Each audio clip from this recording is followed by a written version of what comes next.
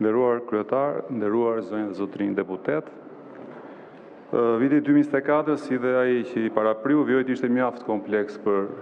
prokuroritë e reduksionit përgjithshëm për shkak të vijimit punës me një numër më të ulët prokurorëve si pasojë e procesit të rivlerësimit kalimtar. Megjithatë, me gjithë përpjekjet dhe profesionalizmi i prokurorëve në të gjitha nivelet, pavarësisht ngarkesës, bashkëpunimi dhe koordinimi shumë mirë institucional me prokurorinë e posaçme dhe policinë e shtetit, si dhe intensifikimi e përmirësimit më teshëm i bashkëpunimit ndërkombëtar, dha rezultate në punën hetimore, zbatimi dhe përmirësimin e drejtësisë penale, siç do të vijojë më tej pasqyrohet edhe në raport. Gjatë 2024-s në organin e prokurorisë janë trajtuar 61.167 materiale në shqyrtim që përbën një rritje prej 10.5% në krahasim me vitin 2023. Janë ndjekur gjithsej 47.576 procedime penale që përbën një rritje prej gati 5% në krahasim me një vit më parë, nga të cilat 24.956 janë procedime penale të regjistruara, 22.441 janë procedime penale të mbartura dhe 179 janë të rifilluara. Numri më i madh i procedimeve penale, 35.5%, i përket prokurorisë pranë gjykatës shkallës së parë të Tiranës, ndërkohë që ato me numrin më të ulët kanë qenë Dibra dhe Kuksi me më pak se 2.5%. Koeficienti i kriminalitetit për procedimet penale të regjistruara për 100.000 banorë në vitin 2024 është 1.037,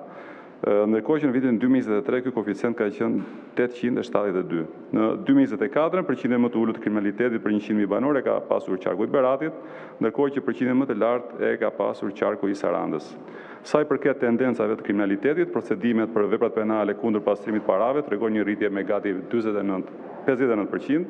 ato për falsifikim të monedhave dhe letra me vlerë 48%, krimet në fushën e doganave afër 40%, si dhe veprat penale në lidhje me rrymtaritë bankare dhe financiare mbi 33%.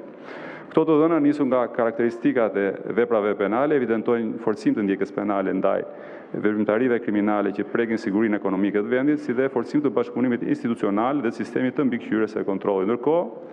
ka një rritje të procedimeve të regjistruara edhe për krimet kundër jetës të kryera me dashe me 21.72%, për veprat penale kundër lirisë personit 30.59%, krimet seksuale gati 30%, veprat penale kundër moralit dhe dinjitetit pothuaj 29%, për veprat penale kundër fëmijëve, martesës dhe familjes rreth 18%. Rritja e numrit të procedimeve në këto fusha dikton nevojën për ndërhyrje të koordinuara për forcimin e mekanizmeve ligjor dhe social të parandalimit, si dhe nevojën për të garantuar mbrojtjen efektive të kategorive vulnerabël të shoqërisë. Gjatë vitit 2024 janë përfunduar 24.591 çështje, që përbën një rritje prej 5% të çështjeve të përfunduara krahasuar me 2023-shin,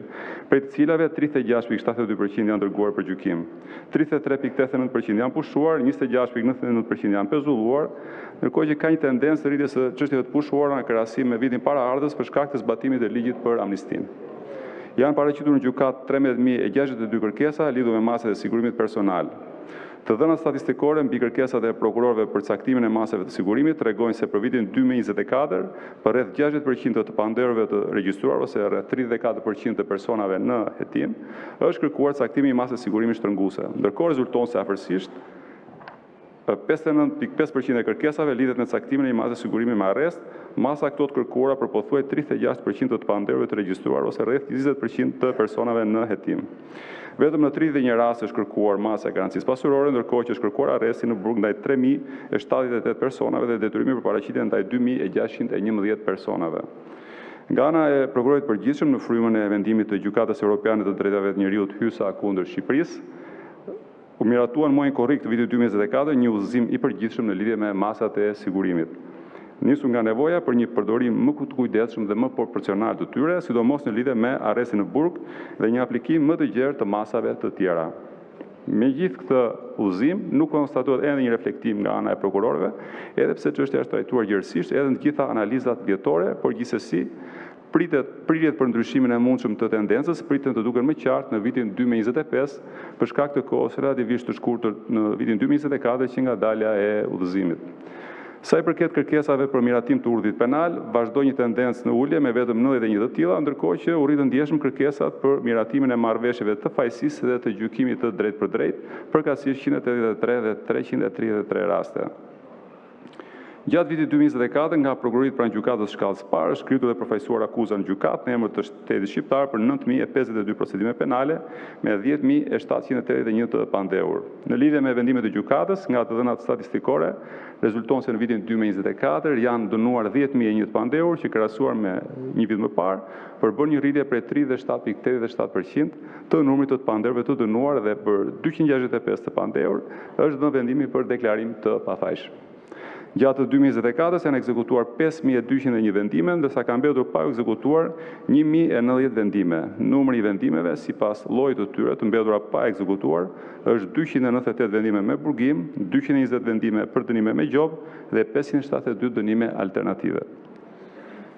Gjatë vitit që kaloi, janë filluar kryesisht 155 procedime penale që përbën një rritje 12.32%, krahasuar me 2023-shin. Rritja e numrit të çështjeve të filluara kryesisht është kërkesë e vazhdueshme, e cila pavarësisht se nuk është ende në nivelin e dur, nga viti në vit vëret që ka pësuar rritje. Një nga arsyet kryesore që mbetet që kufizon ushtrimin e këtij diskrecioni ligjor nga ana e prokurorëve, mbetet padyshim mbi ngarkesat që ata kanë